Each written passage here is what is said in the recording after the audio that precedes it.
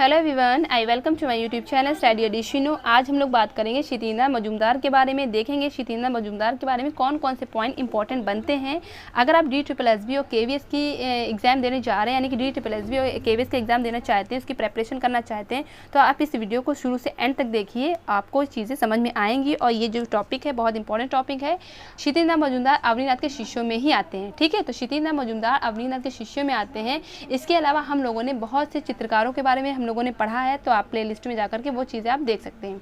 ठीक है, तो बात करते हैं क्षितिज मजूमदार के बारे में। ठीक है, तो सबसे पहले आपको ध्यान रखना क्षितिज मजूमदार का जन्म कहाँ हुआ था।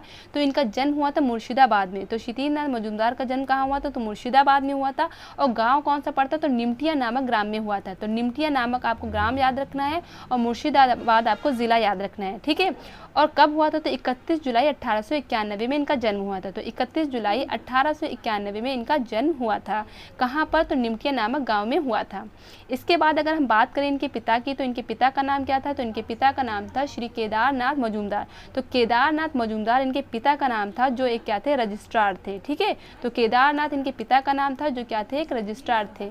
इसके अलावा आपको ये चीज़ ध्यान रखनी है, इनको कई नामों से बुलाया जाता है, जैसे कि भावों का सम्राट, ठीक है, वैष्णव चित्रकार और चैतन्य सिद्ध कलाकार इनको कहा जाता है। ठीक है, तो भावों का सम्राट पूछा जाए किसे कहा जाता है, तो क्षितिज मजूमदार को कहा जाता है। वैष्णव चित्रकार किसे कहा जाता है, तो क्षितिज नाथ को कहा जाता है। और चैतन्य सिद्ध की उपाधि किसे मिली, तो क्षितिज मजूमदार को आपको याद रखना है।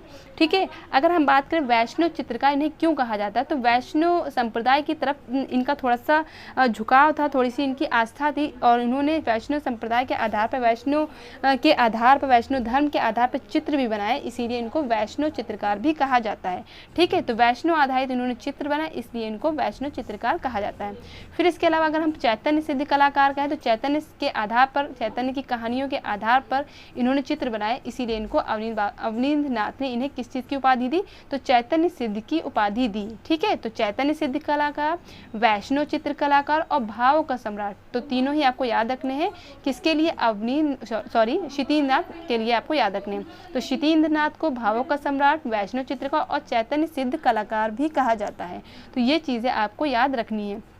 उसके अलावा हम बात करें कि ये अवनीनाथ के शिष्य कब बने थे, तो 1904 में कलकत्ता कला विद्यालय में इन्होंने अवनीनाथ से शिक्षा ग्रहण की थी। तो आपको ध्यान रखना 1904 में कलकत्ता कला विद्यालय से इन्होंने अवनीनाथ से शिक्षा ग्रहण की थी। ठीक है, तो आपको यहाँ पर चीज़ क्लियर हो गई कि अवनीनाथ से इन्होंने शिक्षा कब ग्रहण की थी।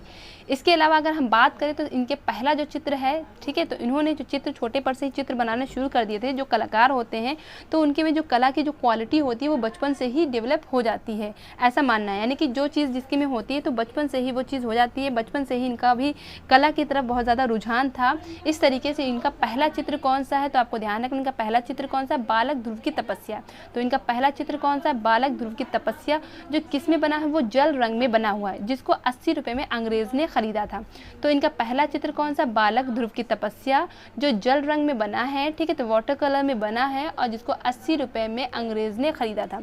ठीक है, तो ये भी इंपॉर्टेंट पॉइंट है, आपको याद रखना है। एक एक पॉइंट को आपको याद रखना है कि पूछा जाए बालक ध्रुव की तपस्या किसका चित्र है, तो क्षितिज मजूमदार का है। और ये इनका पहला चित्र है, किस माध्यम में बना है, तो जल रंग में बना है। और जो कितने रुपए में खरीदा गया था, तो 80 रुपये में एक अंग्रेज ने खरीदा था। दूसरे चित्र की बात करें तो इनका दूसरा चित्र कौन सा है, राधा का भिसार। ठीक है, राधा का भिसार इनका दूसरा चित्र है। ठीक है, तो राधा भिसार इनका दूसरा चित्र है, जो किसमें बना था, तो ये भी जल रंग माध्यम में बना था। ठीक है, तो राधा भिसार ये जो चित्र है किस माध्यम में बना था, तो ये भी जल रंग माध्यम में बना था। इसको कितने रुपए में खरीदा गया था, 100 रुपये में खरीदा गया था। किसने खरीदा था, तो रोथेनस्टीन ने खरीदा था। ठीक है, तो आपको ये चीज़ भी याद रखनी है, रोथेनस्टीन ने 100 रुपये में राधा भिसार चित्र जो है खरीदा था, जो इनका दूसरा चित्र है। ठीक है, पहला चित्र बालक ध्रुव की तपस्या और दूसरा चित्र राधा भिसार। तो आपको दोनों ही चित्र आपको ध्यान रखने, तो ये पहला चित्र हो गया और ये दूसरा चित्र हो गया। फिर अगर हम आगे बात करें तो 6 वर्ष शांति निकेतन में ही कला की शिक्षा ग्रहण की। तो इन्होंने कितने वर्ष शांति निकेतन में शिक्षा ग्रहण की थी, तो 6 वर्ष। ठीक है, तो 6 वर्ष इन्होंने शांति निकेतन में कला की शिक्षा ग्रहण की थी, तथा शिक्षा पूर्ण करने के बाद वे कहाँ चले गए थे, वे Indian Society of Oriental Art के अध्यापक बने। ठीक है, तो यानी कि शांति निकेतन में शिक्षा ग्रहण करने के बाद फिर ये Indian Society of Oriental art में अध्यापक बने और बाद में प्राचार्य पद ग्रहण किया। ठीक है, यानी कि पहले ये अध्यापक बनते हैं, पहले टीचर बनते हैं, फिर उसके बाद जो है प्राचार्य का पद ये ग्रहण करते हैं। इस तरीके से यहाँ पर इनकी एक स्टूडेंट लाइफ और एक इन्होंने टीचर के रूप में किस तरीके से काम किया, तो यहाँ पर हम लोगों ने देखा। तो 6 वर्ष तक इन्होंने कहाँ काम किया, मतलब कहाँ इन्होंने पढ़ाई की, तो शांति निकेतन में की। उसके बाद इनका पढ़ाने का मन हुआ, इनका शिक्षा मतलब कला की शिक्षा देने का मन हुआ, तो ये कहाँ चले गए, Indian Society of Oriental art चले गए, जहाँ पर इन्होंने अध्यापक के पद पर काम किया। उसके बाद ये प्राचार्य का पद भी इनको मिला, ठीक है, तो प्राचार्य का भी पद इनको बाद में मिला। उसके बाद अगर हम आगे बात करें, यानी कि आगे स्लाइड पर चलें, तो इलाहाबाद विश्वविद्यालय में चित्रकला की शिक्षा का आरंभ शीतिन्द्रनाथ मजूमदार द्वारा 1 सितंबर 1942 को हुआ था, ठीक है। तो इलाहाबाद विश्वविद्यालय में चित्रकला की जो शिक्षा का आरंभ किसने किया था, शीतिन्द्रनाथ मजूमदार ने किया था। कब किया था, 1 सितंबर 1942 को किया था, ठीक है। तो 1 सितंबर 1942 को इलाहाबाद विश्वविद्यालय में चित्रकला की शिक्षा का जो स्टार्टिंग जो की थी वो किसने की थी, शीतिन्द्रनाथ मजूमदार ने की थी। पूछा जाए इलाहाबाद विश्वविद्यालय में कला शिक्षा की स्टार्टिंग किसने की थी, तो शीतिन्द्रनाथ मजूमदार ने की थी। कब की थी, तो 1 सितंबर 1942, ठीक है। तो आपको याद रखना है 1 सितंबर 1942 को की थी। इसके अलावा आगे पॉइंट पे हम लोग चलते हैं। देखिए हर एक पॉइंट इंपॉर्टेंट है, ये सारे पॉइंट्स आपको लर्न करने हैं अच्छे से। इन्होंने यहाँ पर एक नया कला विभाग खोला, यानी कि इलाहाबाद में इन्होंने एक नया कला विभाग खोला, प्रारंभ किया, जिसके अध्यक्ष वो स्वयं बने। यानी कि ये पहले इन्होंने इलाहाबाद में एक नया विभाग खोला और उसके अध्यक्ष जो कौन बने, ये स्वयं बने, ठीक है, ये खुद ही इसके अध्यक्ष बनते हैं।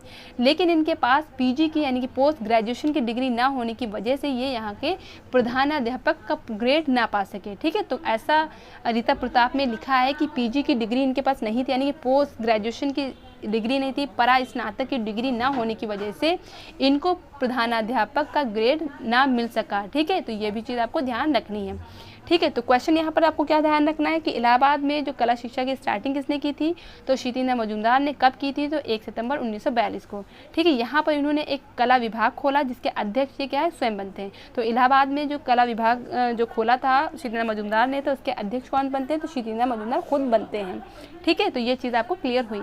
आगे हम चलते हैं। 22 वर्ष तक इन्होंने यहाँ अध्यापन कार्य किया, कहाँ पर, यानी कि यहीं पर इन्होंने 22 ईयर्स तक इन्होंने अध्यापन कार्य किया, यानी कि उन्होंने पढ़ाया, ठीक है। इसके बाद क्या, 1964 में इन्होंने इलाहाबाद विश्वविद्यालय में अवकाश ग्रहण किया, ठीक है। तो ये कहाँ कब गए थे, यानी कि 1942 में इन्होंने शुरू किया। फिर उसके बाद इन्होंने 22 वर्ष तक यानी 22 ईयर्स तक इन्होंने मतलब शिक्षण कार्य किया, इन्होंने पढ़ाया, इन्होंने अपनी कला की शिक्षा अपने स्टूडेंट तक पहुंचाई। उसके बाद 1964 में यानी कि 1964 में इन्होंने रिटायर यहाँ से होते हैं, ठीक है। फिर अवकाश ग्रहण करते हैं, फिर यहाँ से रिटायरमेंट ये लेते हैं, ठीक है। तो पूछा जाएगा कितने साल तक, तो 22 वर्ष तक आपको ध्यान रखना है। कब इन्होंने रिटायरमेंट लिया था, तो 1964 में इन्होंने रिटायरमेंट लिया था, ठीक है। तो नेक्स्ट स्लाइड पर चलते हैं। हमारी नेक्स्ट स्लाइड क्या है, 1953 में बंगाल कांग्रेस कमेटी द्वारा इन्हें अशोक स्तंभ पुरस्कार से सम्मानित किया गया, ठीक है। तो अशोक स्तंभ पुरस्कार से इनको सम्मानित किया गया था, कब, 1953 में, ठीक है। 1953 में इनको अशोक स्तंभ पुरस्कार से सम्मानित किया गया। किसके जरिए किया गया था, यानी कि बंगाल कांग्रेस कमेटी के द्वारा किया गया, ठीक है। बंगाल कांग्रेस कमेटी के द्वारा अशोक स्तंभ पुरस्कार से इनको सम्मानित किया गया। कब किया गया था, तो 1953 में किया गया। तो 1953 आपको याद रखना है, ठीक है। अब इनकी मृत्यु की अगर हम बात करें तो इनकी मृत्यु कब हुई थी, तो 1975 में इनकी मृत्यु हो गई थी। तो 1975 में ईस्वी को इनकी मृत्यु हो गई थी, और आपको मंथ भी याद रखना है, यानी कि 9 फरवरी 1975 में इनकी मृत्यु हो गई थी, ठीक है। तो 9 फेब को, ठीक है, 9 फेब 1975, ठीक है, 1975 को इनकी मृत्यु हो गई थी। कहाँ पर, इलाहाबाद में हुई थी, ठीक है। तो इनका जन्म कहाँ हुआ, तो मुर्शिदाबाद में। इनकी मृत्यु कहाँ हुई थी, तो इलाहाबाद में इनकी मृत्यु हुई थी। इनका अगर हम चित्रणकार देखें, यानी कि प्रमुख रूप से अगर चित्रणकार, वैसे तो इन्होंने बहुत से माध्यम में काम किया, लेकिन अगर प्रमुख रूप से देखें तो इन्होंने वॉश और टेम्परा में इन्होंने काम किया है। तो इन्होंने किस में काम किया है, वॉश और टेम्परा में काम किया है। तो पूछा जाए शीतिन्द्रनाथ मजूमदार ने किस में काम किया है, तो वॉश और टेम्परा इनका प्रमुख चित्रण माध्यम था, ठीक है। तो आपको ये चीज़ क्लियर होनी चाहिए, यानी कि वॉश और टेम्परा को आपको ध्यान रखना है।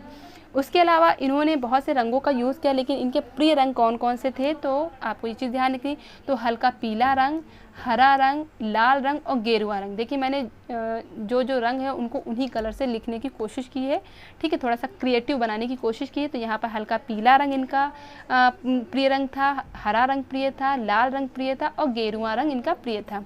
तो आपको 4 कलर याद रखने हैं। तो पीला आपको याद रखना है, येलो याद रखना है, हरा याद रखना है, लाल याद रखना है और गेरुआ रंग आपको याद रखना है। तो इनके प्रिय रंग कितने थे? 4 रंग इनके प्रमुख प्रिय रंग थे। तो हरा, पीला, गेरुआ और लाल इनके प्रिय रंगों में आते हैं। वॉश और टेम्परा इनका प्रमुख माध्यम था, यानी कि चित्रण का माध्यम था। ठीक है, तो आगे हम देखते हैं क्या है। आगे हम बात करते हैं क्षितिना मजूमदार कला, यानी कि आप देखेंगे क्षितिना मजूमदार की कला। ठीक है, तो यहाँ पर हम इनकी क्या देखेंगे? कला देखेंगे। अब इन्होंने कला की, देखिए अभी हम लोगों ने जीवनी देखी कि इन्होंने किस तरीके से काम किया, कैसे अध्यापन किया, कब इनका जन्म हुआ, इनके फादर का नाम था क्या था। ठीक है, अब हम देखेंगे इनकी कला के बारे में। ठीक है, जैसे कि जो लास्ट वीडियोस हम लोग पढ़ चुके हैं, जो प्रीवियस वीडियोस पढ़ चुके हैं, तो पहले हम लोग क्या देखते हैं? उनकी जीवनी देखते हैं, फिर उनकी हम कला के बारे में देखते हैं। तो आज इस तरीके से आज हम लोग क्षितिना मजूमदार के बारे में भी इसी तरीके से पढ़ेंगे। इन्होंने प्रारंभ में वॉश पद्धति में काम किया, यानी कि अभी मैंने बताया वॉश, ठीक है, अभी मैंने यहाँ पर बताया वॉश और जो है टेम्परा इनका काम था। लेकिन अगर पूछा जाए स्टार्टिंग में इन्होंने किस में काम किया, तो इन्होंने स्टार्टिंग में वॉश पद्धति में काम किया। तो स्टार्टिंग में इन्होंने वॉश पद्धति में काम किया, लेकिन इसके बाद वॉश और टेम्परा इनका माध्यम था। ठीक है, तो अगर पूछा जाए क्वेश्चन क्या आएगा कि इनका जो शुरुआती जो चित्रण था, शुरुआती जो पद्धति थी कौन थी? तो वॉश थी।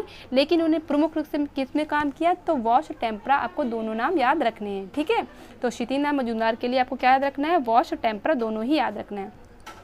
फिर हम बात करते हैं इन्होंने अधिकांश चित्र किस पे बनाए थे? वैष्णव धर्म पे आधारित बनाए थे, जिससे जैसे कि हम लोग पहले ही पढ़ चुके हैं, इनको वैष्णव जो कलाकार कहा जाता है। ठीक है, तो इस यहाँ पर हम लोग फर्स्ट स्लाइड में हम लोगों ने यहाँ पर पढ़ा था कि इनको जो है वैष्णव कलाकार कहा जाता है। यहाँ पर हम लोगों ने पढ़ा था, तो वैष्णव चित्रकार या वैष्णव कलाकार कहा जाता है। तो क्यों कहा जाता है, तो अब हम लोग यहाँ पर बात करेंगे। ठीक है, तो वैष्णव धर्म से संबंधित चित्र बनाए इन्होंने, जिसमें राधा कृष्ण पर बनी श्रृंखला इनका प्रमुख उत्तम उदाहरण था। ठीक है, तो यहाँ पर श्रृंखला ऐसे लिखा जाता है, तो वो टाइपिंग में लिख नहीं रहा था। ठीक है, तो श्रृंखला लिखा कैसे जाता है? ऐसे लिखा जाता है। अगर आप हिंदी का जो है एग्जाम देंगे तो श्रृंखला पूछा भी जाता है कैसे लिखा जाता है, तो श्रृंखला ऐसे लिखा जाता है।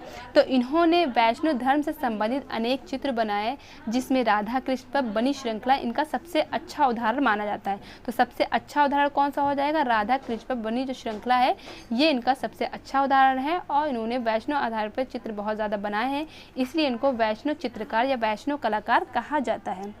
फिर हम बात करेंगे धर्म संबंधित चित्रण करने के कारण इन्हें वैष्णव चित्रकार कहा जाता है। ठीक है, तो अभी हम लोगों ने यहाँ पर देख ही लिया कि धार्मिक चीज़ें, पौराणिक चीज़ें, ये ज़्यादा चीज़ें बनाते थे और इसीलिए इनको वैष्णव, यानी कि वैष्णव धर्म की तरफ इनका झुकाव था, वैष्णव के आधार पर इन्होंने चित्र बनाए थे, इसी वजह से इनको वैष्णव चित्रकार कहा जाता है। ठीक है, तो ये चीज़ आपको ध्यान रखनी है।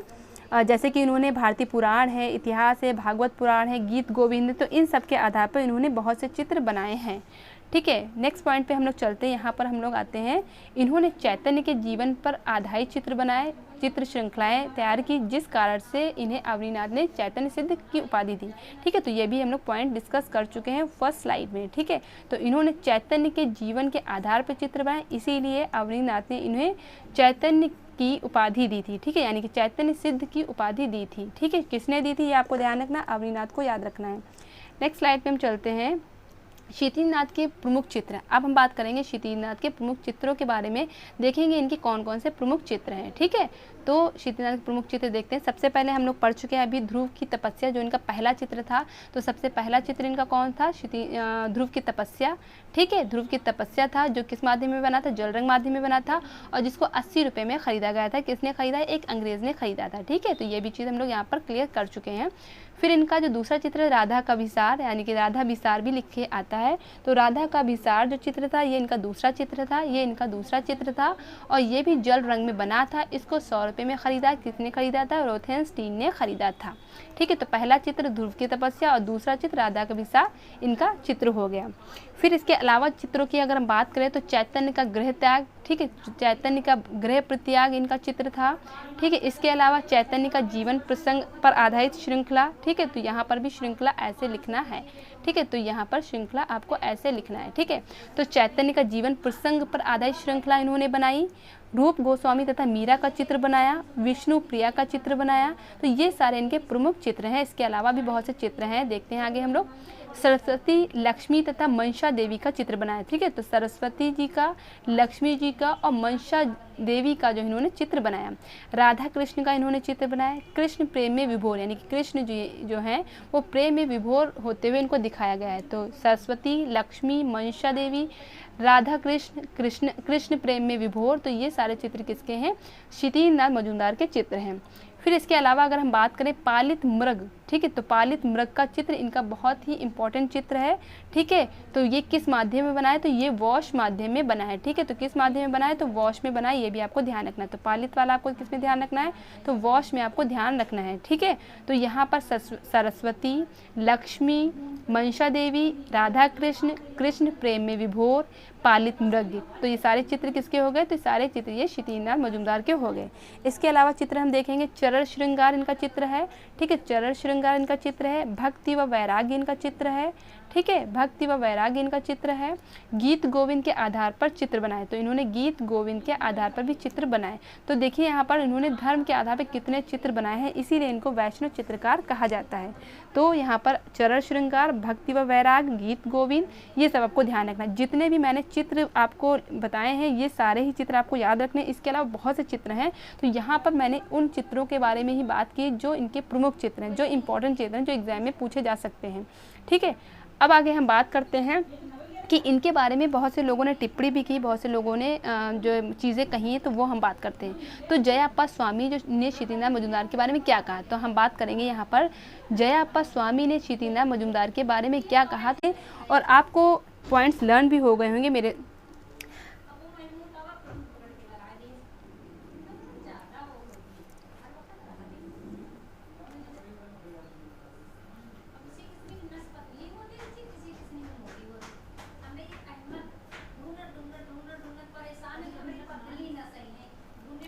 आगे हम बात करते हैं जयाप्पा स्वामी ने क्षितिज मजूमदार के बारे में क्या कहा है। तो देखेंगे जयाप्पा स्वामी ने क्षितिज मजूमदार के बारे में क्या कहा है, क्या तारीफ़ की, ये हम देखेंगे।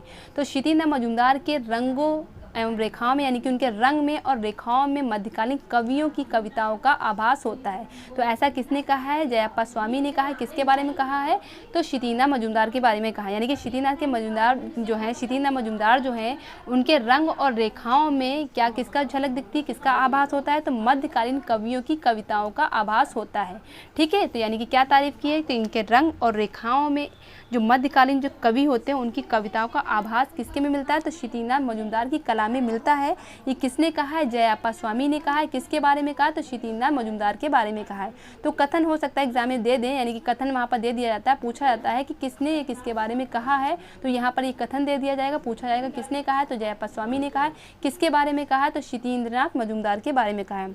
इसके अलावा आपको ध्यान रखना है अवनीनाथ ने भी इनके बारे में कुछ चीज़ें कही हैं। अवनीनाथ ने कहा है कि इनके रंग, ठीक है, यानी कि इनकी जो रेखाएं हैं और रंग है उनमें इतनी कोमलता है और सजगता है, यानी कि इसमें भी इन्होंने रंग और रेखाओं का जिक्र किया है कि इनके रंग और रेखाओं के बारे में कहा है कि इसमें इतनी ज़्यादा कोमलता है, ठीक है। तो रेखाओं के बारे में कहा है कि इसमें इतनी ज़्यादा कोमलता और सजगता है कि ये मुझसे भी आगे निकल गए हैं, ठीक है। तो रंग और रेखाओं के बारे में अवनीनाथ ने भी कहा है कि इसमें इतनी ज़्यादा कोमलता है और सजगता है जिसकी वजह से ये मुझसे भी आगे निकल गए हैं। ऐसा किसने कहा है? तो अवनीनाथ ने कहा है। किसके बारे में कहा है? क्षितिज मजूमदार के बारे में कहा है, ठीक है। तो इस तरीके से आज हम लोगों ने क्षितिज मजूमदार के बारे में एक पॉइंट को समझा और मुझे यकीन है कि आपको चीज़ें याद भी हो गई होंगी, ठीक है। तो अगर आपको मेरा वीडियो समझ में आया, मेरी चीज़ें समझ में आई, मेरी मेहनत लगी, तो आप मेरे वीडियो को लाइक कर सकते हैं।